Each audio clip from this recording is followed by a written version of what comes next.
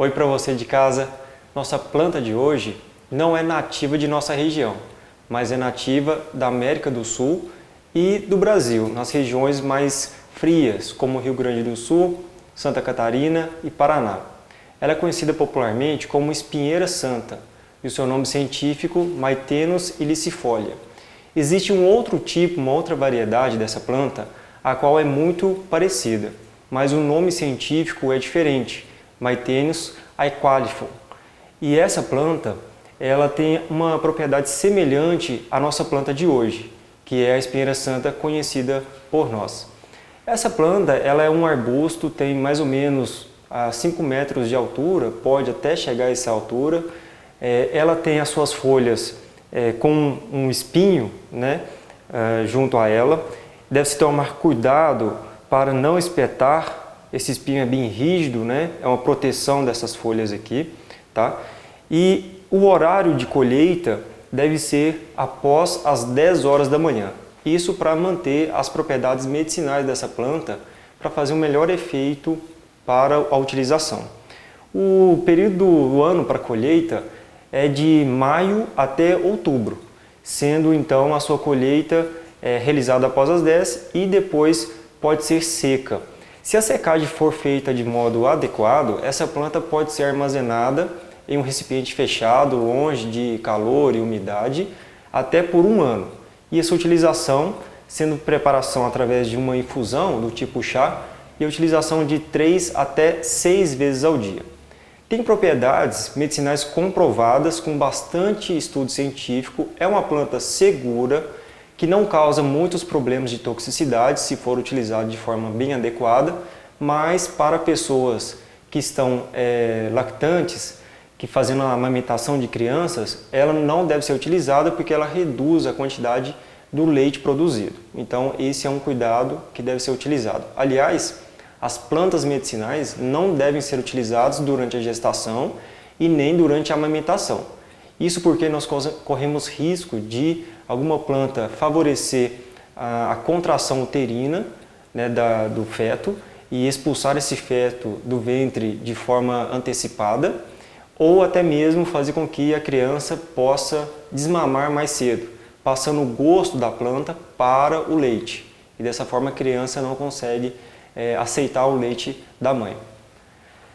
Essa planta aqui então, nós colhemos ela, fazemos então a sua lavagem, folha por folha, não precisa ter um cuidado muito especial porque as folhas são rígidas, né?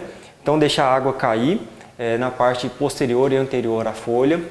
Logo após realizar então a lavagem, nós vamos tirar cada uma das folhas do caule central. Nós só vamos utilizar a folha e não o caule. E a quantidade a ser utilizada, se você comprar ela, né, em alguma loja especializada, é de 4 a 6 gramas, que refere-se a uma colher de café, em 150 ml, que é aproximadamente um copo americano. Caso você tenha essa planta, né, no seu quintal ou algum parente tenha acesso a ela, nós podemos então colher uma certa quantidade que a gente sempre mede por esse recipiente aqui. Nessa quantidade aqui, ela dá aproximadamente 2 vezes a mais a quantidade que a gente citou anteriormente, que é em torno de 4 a 6 gramas. Então a gente vai utilizar, em vez de 150 ml, nós utilizaremos 300 ml para essa quantidade. Isso porque as folhas são leves e elas não têm um peso muito considerável, então nós devemos reduzir a quantidade de água que a gente já vinha utilizando, então para 300 ml. Após então isso, nós já medimos a quantidade de água aqui no nosso recipiente e nós podemos utilizar então uma panela para fazer o chá. A melhor utilização dessa planta é através da infusão do tipo chá. Lembrando que a panela sempre deve ser de material que não transmita, não passe resíduos para o ambiente. Então, a melhor panela a ser utilizada é do material de inox para ser utilizado.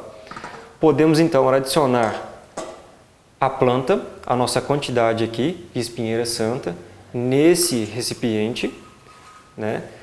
É bom sempre espalhar um pouquinho, pode ser com a mão, se a mão estiver limpa, né?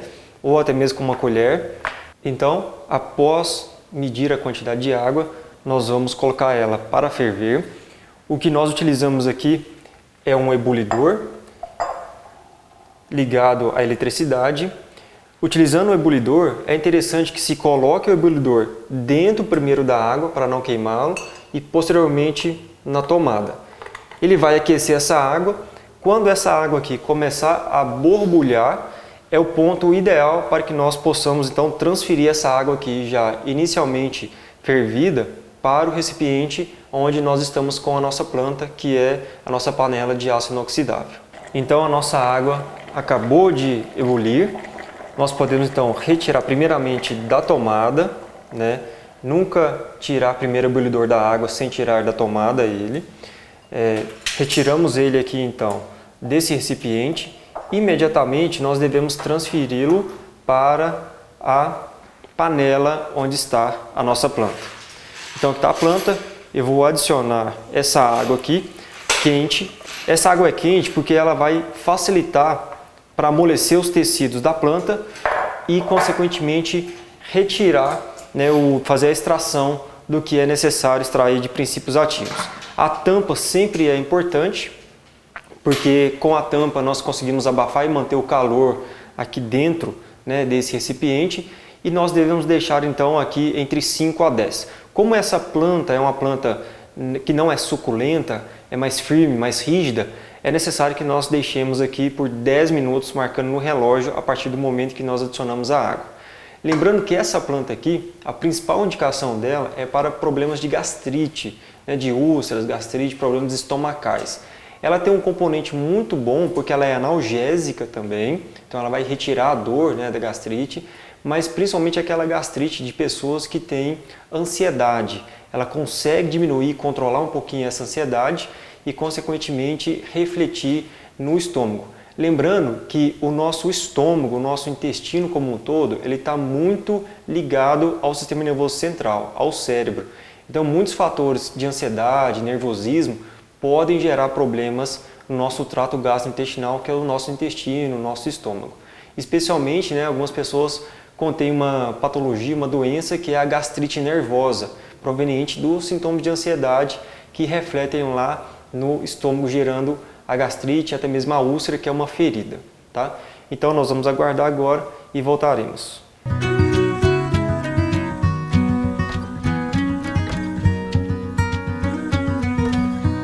Então, depois de esperar os 10 minutos, nós podemos coar o nosso chá aqui em um outro recipiente, né?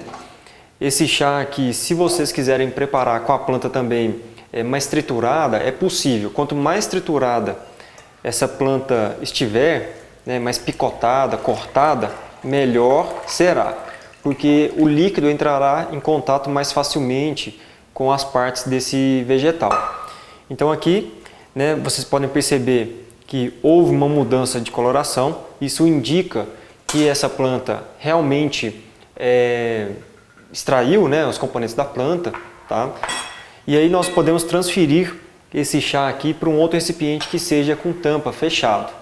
Caso vocês queiram utilizar o chá morno, pode ser utilizado dessa forma aqui, servir as demais pessoas que estão presentes com você. Ou se você for armazenar ele em geladeira, para tomar ele gelado, ou for tomar mais à tarde, né, nós recomendamos que seja um recipiente com tampa e na geladeira para conservar os princípios ativos. Lembrando que o chá ele só pode ser armazenado por no máximo 12 horas. Então não utilizou ele por 12 horas, deve ser descartado e preparado um novo chá, lembrando do horário de colheita dessa planta. Tá? Então aqui nós vamos transferir para um recipiente que esteja com tampa e vamos provar para saber o gosto que essa preparação tem, né? Aqui eu já tenho comigo uma xícara, tá? Vocês podem servir também aí em um copo americano, outros recipientes, né? Mas aqui nós vamos utilizar a xícara e colocar uma certa quantidade. Não precisa ser muito, cerca de 1/3, tá, da xícara. Tá? Uma quantidade pequena, 1/3 dessa xícara, e nós podemos então degustar o chá. O seu gosto, ele não é amargo, não é adstringente, é bem saboroso de tomar. Não é necessário adoçar, mas caso vocês queiram, pode ser utilizado açúcar mascavo ou até mesmo mel, e sempre que possível evitar o açúcar cristal, porque ele é utilizado, um processo na qual faz-se o uso de alguns solventes para deixar esse açúcar mais claro. Então nós vamos de alguma forma colocar esses solventes também no nosso chá, e não é bom. Então a degustação, sempre que possível, de qualquer planta deve ser sentindo o sabor, o aroma, o sabor dessa planta mesmo. Então aqui fica a nossa dica de hoje, para vocês sobre essa planta aqui, com bastante respaldo científico. Muita gente creio que conheça essa planta, mas que pode ser utilizado então de modo bem favorável para os problemas estomacais de gastrite e úlcera também, tá bom? Aqui a Farmácia Verde se faz presente, cultivando saúde.